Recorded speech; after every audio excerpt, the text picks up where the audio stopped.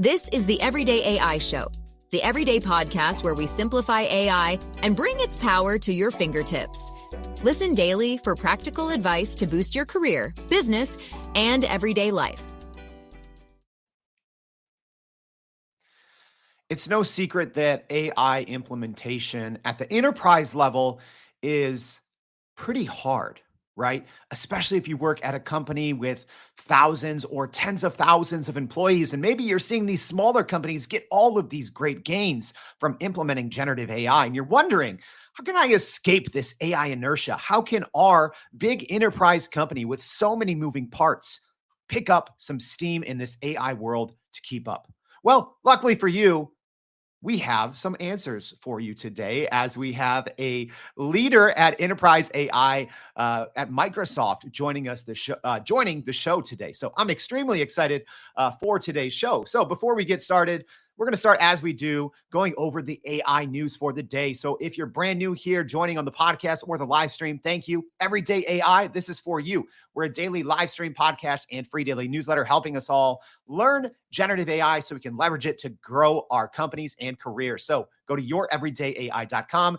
and sign up for the free daily newsletter. But let's dive in to the AI news for today. A lot going on as always. But first, Meta is withholding new AI models from the European Union amid regulatory uncertainty.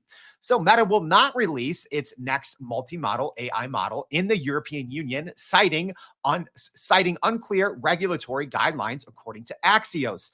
So this decision could escalate tensions between the US tech giants and EU regulators, highlighting a trend where American companies are withholding products from European markets. So Meta's multi-model Llama model, which integrates video, audio, images, and text, will be available in other regions such as the US, but not in the EU due to that regulatory unpredictability.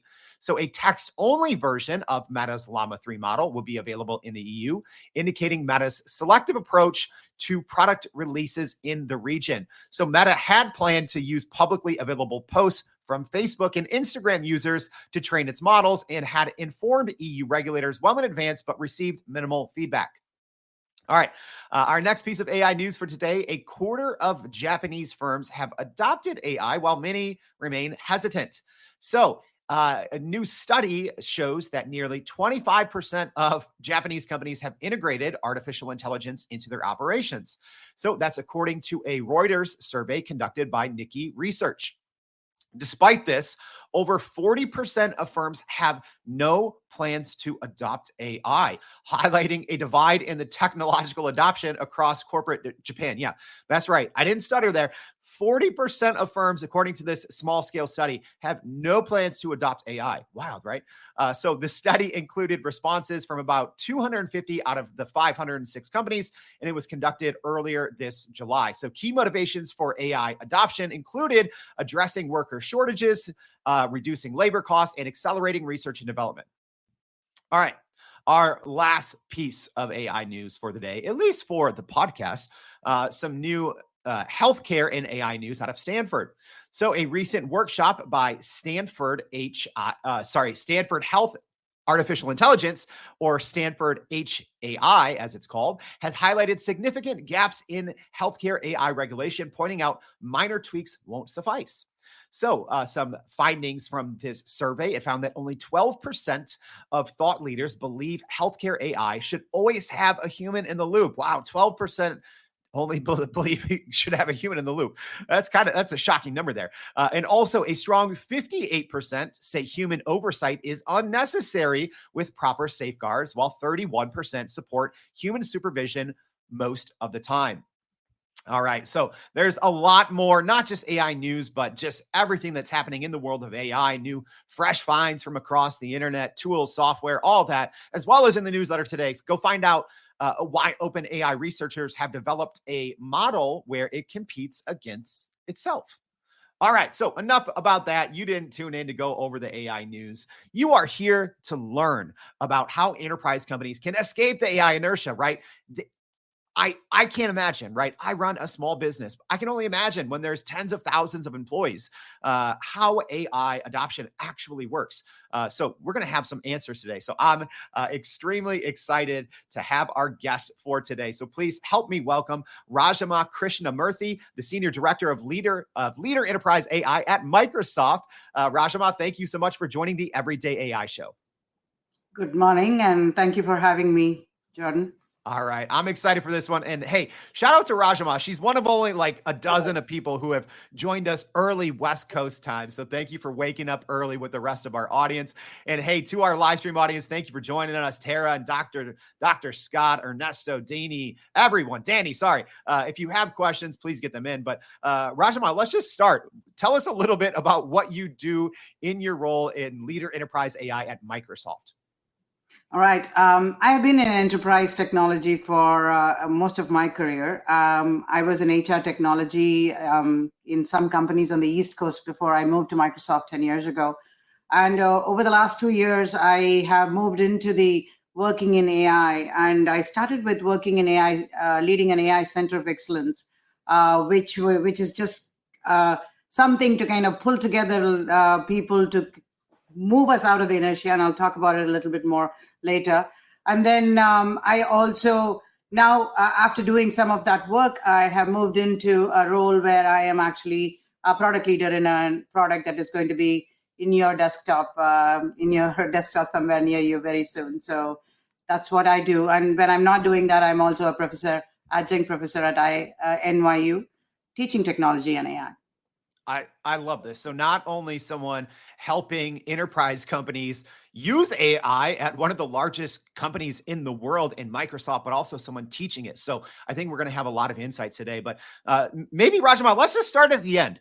Let's just start and answer everyone's question right now. What are some of the biggest reasons that enterprise companies, right? Because first of all, number one, AI is not new. AI itself, right? It's been around for many decades. Generative AI, you could say it's kind of new-ish, right? A couple of years. But what is one of the biggest reasons that enterprise companies still today in 2024 haven't fully implemented generative AI into their companies?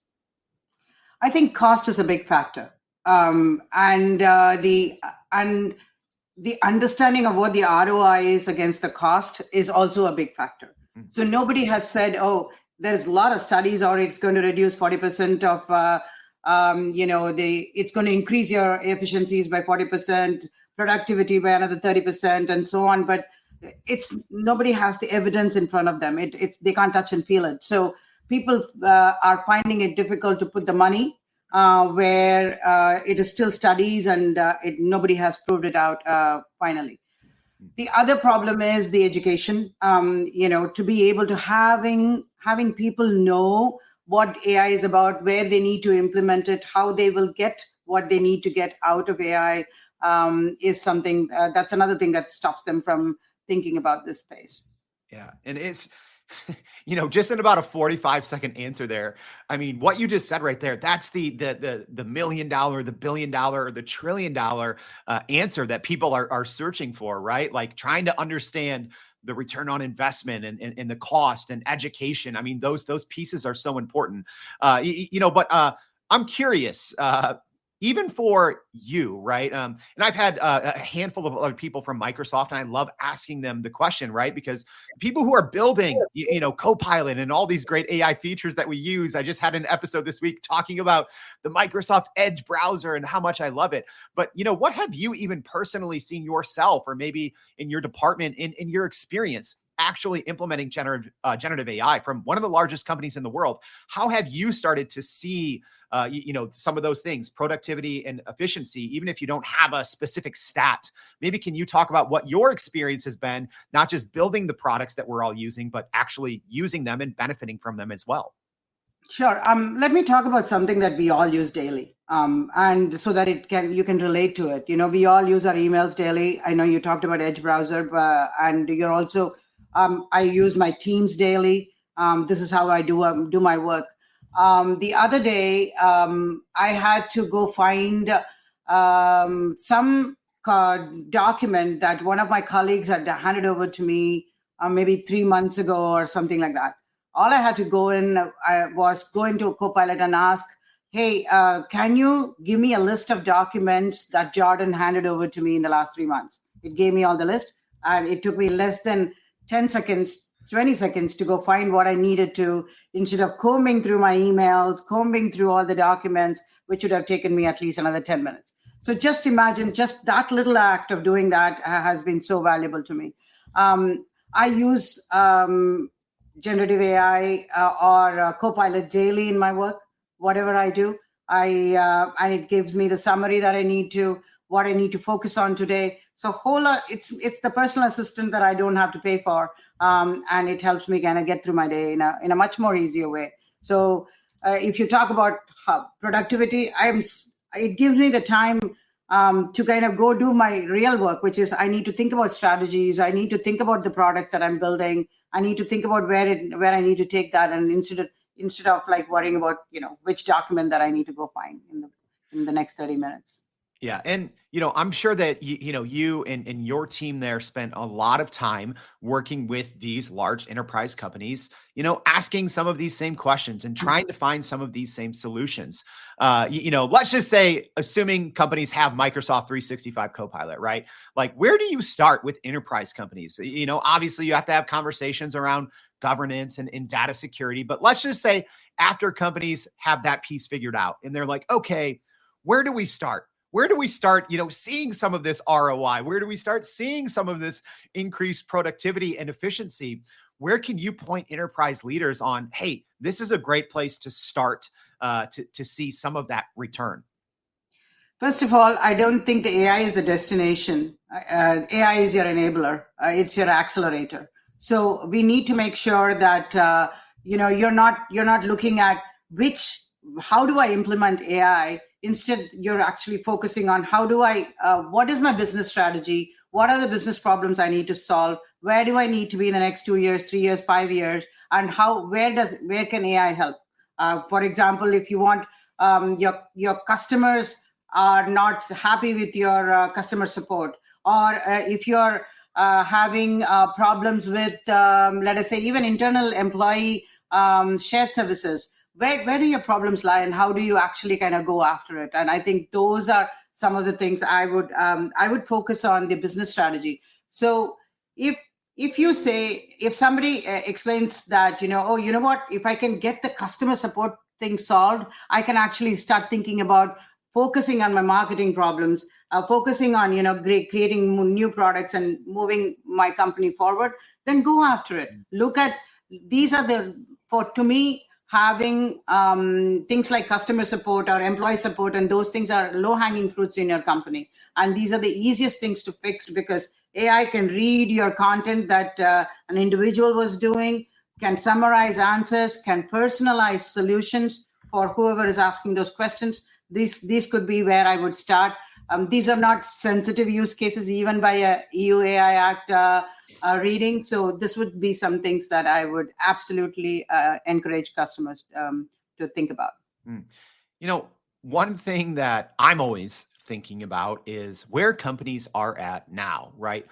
Presumably, most enterprise companies have either implemented generative AI across their processes or are somewhere in that process, right? Whether that's a 3-month, 6-month, year-long process, I'd say most enterprise companies are somewhere there. What's your kind of message, or what's your thought on companies that are maybe still even on the fence, especially, larger companies, when we're saying, maybe, I don't know, Fortune 500 or Inc. 5000 companies that are still on the fence, you're right. And I kind of read that news story there about, these 40% of Japan companies that are saying, no, we're not going to use it. For those big companies that are still on the fence, is that a smart place to be? And I know it's kind of crazy to be asking that question here in 2024, but what are your thoughts on those companies that are still like scratching their heads and like, let's be slow. Let's see what everyone else does. I think that it is not just true about Japan. There's a whole lot of companies in the United States as well that are still on the fence, and they're still thinking about, maybe we will let the others go in front to make the mistakes that they need to make, and then we'll follow and be on the right path. I think, first of all, AI is here to stay. It is part of how we will do work in now, and it'll in the near future and in the far future as well. So to get off that, and you're already a year or two late in the space of generative AI. And if you haven't used AI as machine language or anything else that AI was already in the enterprises for, then you're already too late in kind of using those tools to improve and accelerate and enrich your experiences, your customer experiences, or just kind of getting through a day for your marketing professional or your legal professional or your HR professional in your company. So to kind of answer your question, remember those days when we were all implementing ERPs, and they said it's going to take 6 years before you realize what the ERP will do. There is no magic with AI either. When you start implementing these, it will take a few months, a few years for you to see. In some cases, you'll see results very quickly. In some cases, it's going to be a little bit of a slow medicine that's going to cure a lot of things in your company. So there needs to be patience in the long haul ones, and there needs to be excitement about the short haul ones and kind of moving forward, which means the excitement comes with a little bit of risk taking and understanding the risks while you take them and so on. So my advice to most of these companies are get off the inertia and kind of move forward as quickly as possible, because you're already, if you haven't started, you're already behind, and you don't want to be behind your colleagues in the or your competitors in your space, because they will certainly have an advantage over you in all kinds and all forms, whether it is retaining the right talent because they have better experiences, or retaining the right customers because they have better support and care than you because of AI. Yeah. And I think those are just some great pieces of advice there. One analogy that I always use, it's probably a little too much, as I say, like, this is like, companies maybe in the early 2000s that were like, we're not going to use computers or the internet, right? We're just going to keep doing things the way it was in the 80s, right? Nothing was wrong with that. So let's just say, though, that there was someone on the fence, someone listening maybe on the podcast right now, a decision maker at a big company, and they're like, all right, we're gonna do this. We're gonna go all in, right? We need to compete. We should have done this a year ago, but let's go. What are those first steps that people need to take, especially in big companies? Because I personally think sometimes it's the smaller and the medium-sized companies that have a huge advantage here. In enterprise, it's difficult. Where do those companies start when they finally get off the fence? I would say, first of all, start putting a team of people together, a like-minded set of people together that are passionate and I wouldn't say experience, because all of us are getting experience as we speak, but I would call it people who have an innate passion for learning this space and wanting to do some work, have a good understanding of your business strategy, and of your business. Pull those people together. It does not need to, it would be lovely if you can have it at the central level with your CIO and your business leaders kind of leading that, empowering that team. Or even if you want to start small, go into one of your verticals. I would call it a vertical in an enterprise would be an HR or customer support or sales or whatever else. I would say that put a small band of people. Start looking at this in 2 or 3 pillars. So the first pillar being the business strategy. So like I said, AI is not the destination. It's your accelerator. It is the rocket on which you're going to go sit and solve your, zoom into the solving problem space. So, put your business strategy, understand what are the business problems that could be solved by AI. To solve those business problems, look at from an architecture perspective. What do you have the data to solve the problems? Do you know what the models that you will use? Do you have the infrastructure to kind of go after it? The third pillar is obviously education. Education is not just about doing and executing and getting results. It's also about adoption.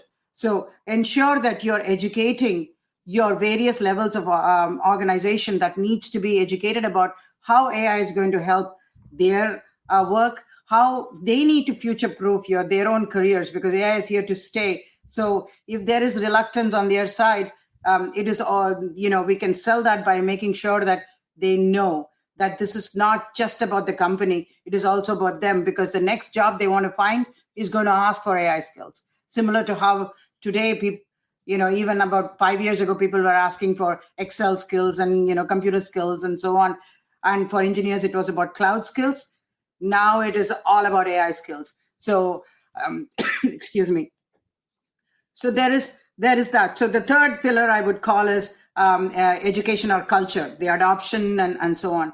And then the last is more of an horizontal pillar, if pillar could be horizontal, is basically the conversation about responsible AI.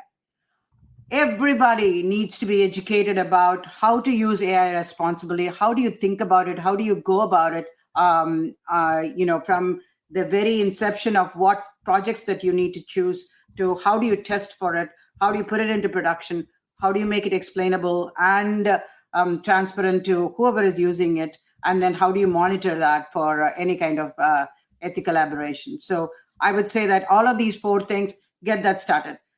Within the strategy, start thinking about the low-hanging fruits that you can go after. You have the data ready.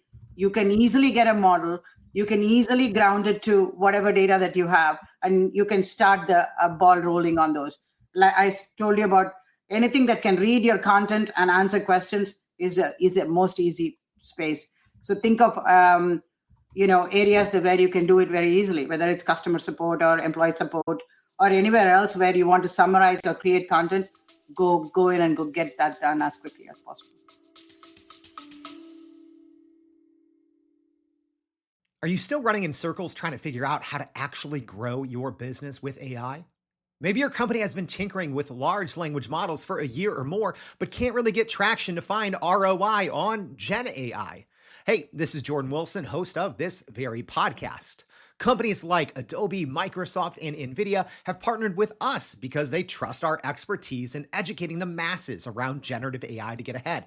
And some of the most innovative companies in the country hire us to help with their AI strategy and to train hundreds of their employees on how to use Gen AI. So whether you're looking for ChatGPT training for thousands or just need help building your front-end AI strategy, you can partner with us too, just like some of the biggest companies in the world do.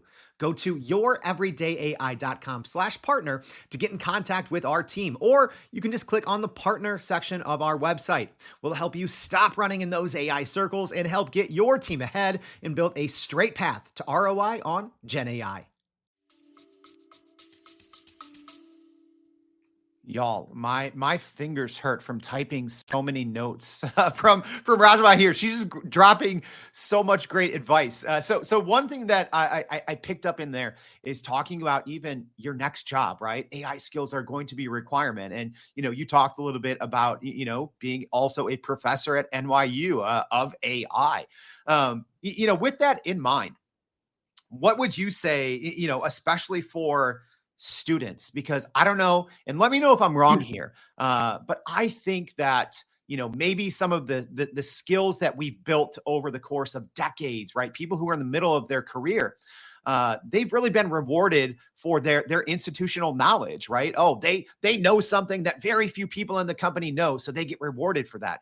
But now when we have very capable models, right, such as GPT-4o that you see in Microsoft's Copilot, now sometimes that knowledge isn't as exclusive to a certain few.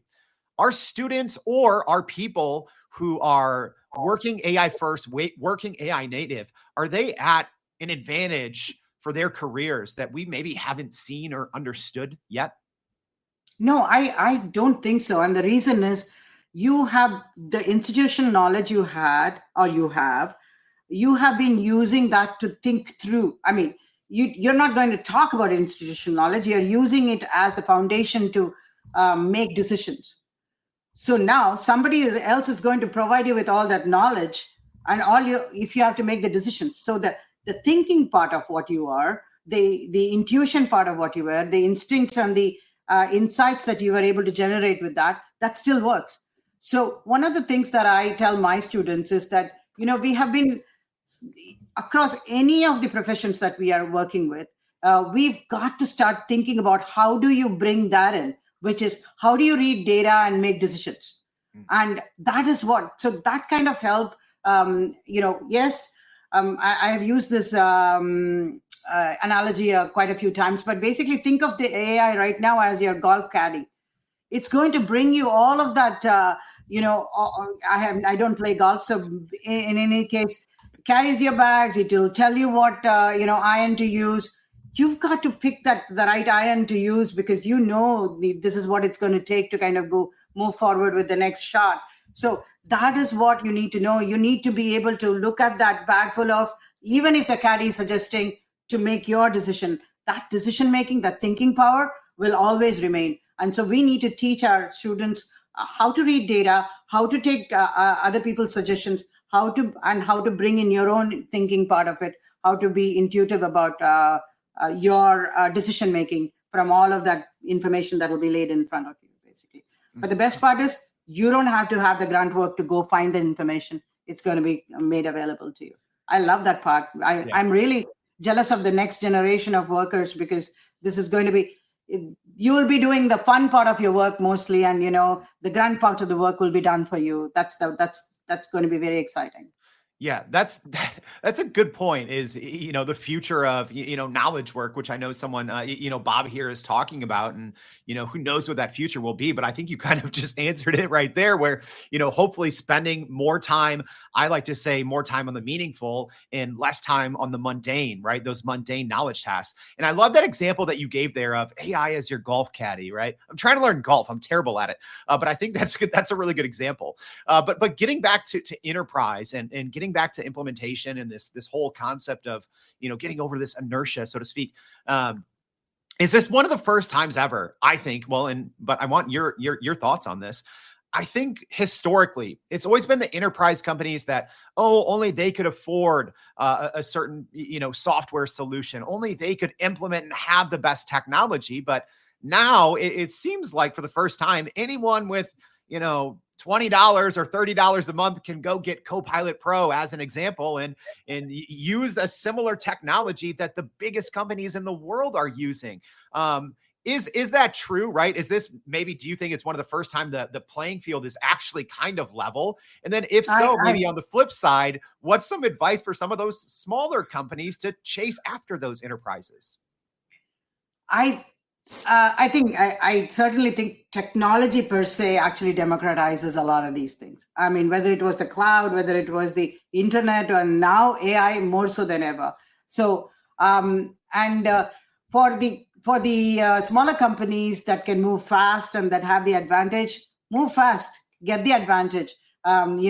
You can compete with the big ones there, because you have, made most of the grunt work go away in your area, and given your team, your people, more time to think, more time to create, and more time to work in spaces that they didn't have before. And that will certainly put you in a great advantage, more so than ever. I am already seeing that in smaller companies. I sit on a few advisory boards on, smaller startup companies, or even on a, VC firm.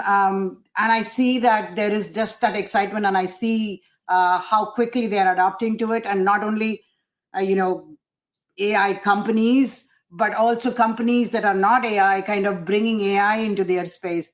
Some of those examples are really like beyond me. Like, for example, there is a company that just gives cancer care to patients, and how AI can kind of help nudge on the right times, be a buddy, and so on. So things like that were never thought so before can now be brought into your areas that you had now never thought AI or even technology can help. You always thought just human beings will be there to help. But these buddies are helping people who are vulnerable, who are suffering through certain things, to be having some companion that's just kind of, hey, did you take your medicine today? Or, did you go visit your doctor today? Do you need any help? Do you need somebody to come and help you, kind of take you to the next appointment, or things like that? People are not,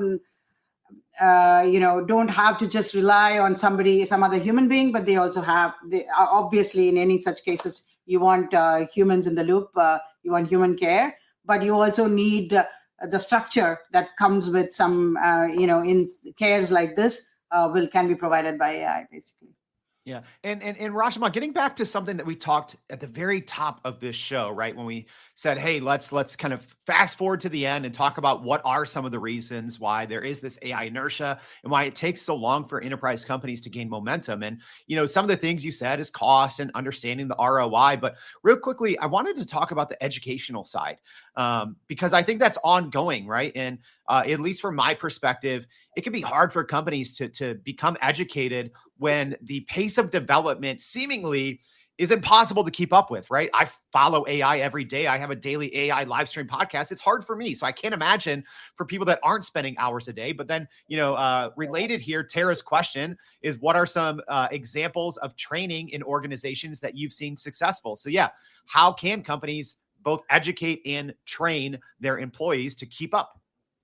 I would say you don't know, but many of the rebels in your organization are already using ChatGPT. They're just using it on the side. They're coming back and doing that. So that's a great thing. I would encourage it. So don't discourage that in the first place. But how many of us really prompt? Do we actually use prompt? No, we use search. We were using search with Google and Bing. Now we are using search with ChatGPT and Gemini and Perplexity or whatever the choice of models that you're using. So what I suggest is that start there. Start having some basic courses about prompting. How do you use prompt? How do you talk to AI? What are the options that you have in talking to AI? So that's one. Another thing is, across the board, each of the disciplines do not need the same kind of learning. For example, an engineer needs to learn different things about AI. A product leader would learn something else. An office administrator would need to learn something else, and so on. So there are different learning paths for different people. So figure out what those learning paths need to be. There is enough online courses across the LinkedIn and other places which are just free. And then there are, obviously paid courses available for more in-depth learning about data structures and, deep learning and other things that you want to have many of your engineers learn. So I would say, first of all, have everybody learn prompt engineering. Have everybody learn what ethical use of AI is. It's very important because both the users and the creators need to know ethics about AI. And then create these multiple learning paths based on the discipline. One size doesn't fit all, basically. So much good advice here. This is going to be hard. Every single day I go back and, write this newsletter to recap. This is going to be a hard one, Rajamma. You've given us a lot to think about. But as we wrap up the show here, we've gone through a lot. We've talked about, even your simple daily efficiencies, what companies who are still on the AI fence should do, kind of these three pillars to AI success at the enterprise level. But as we wrap up here, maybe what is your one most important takeaway for those companies that are still kind of trying to get over this AI inertia and to pick up momentum at the enterprise level? What's your one most important takeaway?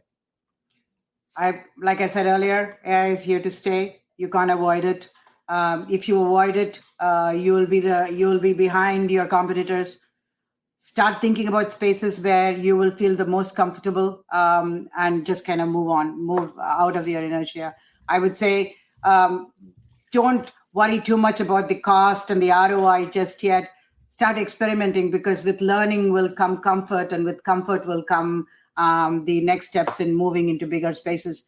There are some moonshot spaces in your area that you will get to, but you can't get to it unless you know what you're doing in the more smaller and more comfortable spaces, because you've got to learn this space, and then you can go solve the big problems in your enterprise with AI. Amazing. I mean, thank you so much, Rajamma, for joining the Everyday AI Show. Hopefully our audience just gained a lot of insights from a leader, literally a leader in the world, helping us all, use AI there at Microsoft, and also an educator. This was a great show. So thank you so much for your time. We appreciate it. Thank you very much, Jordan, for having me. Have a wonderful day. All right. And As thank a you all. reminder, thank you. As a reminder, everyone, please, if you haven't already, go to youreverydayai.com. Sign up for that free daily newsletter. This is going to be a tough one to write. There's going to be a whole lot of information we're going to be sharing as a recap from today's show, as well as some other resources. If this was helpful, please share it with a friend. Subscribe on Spotify or Apple Podcasts, wherever you're listening. And no matter what, please join us tomorrow and every day for more Everyday AI. Thanks, y'all. And that's a wrap for today's edition of Everyday AI. Thanks for joining us. If you enjoyed this episode, please subscribe and leave us a rating. It helps keep us going. For a little more AI magic, visit youreverydayai.com and sign up to our daily newsletter so you don't get left behind. Go break some barriers, and we'll see you next time.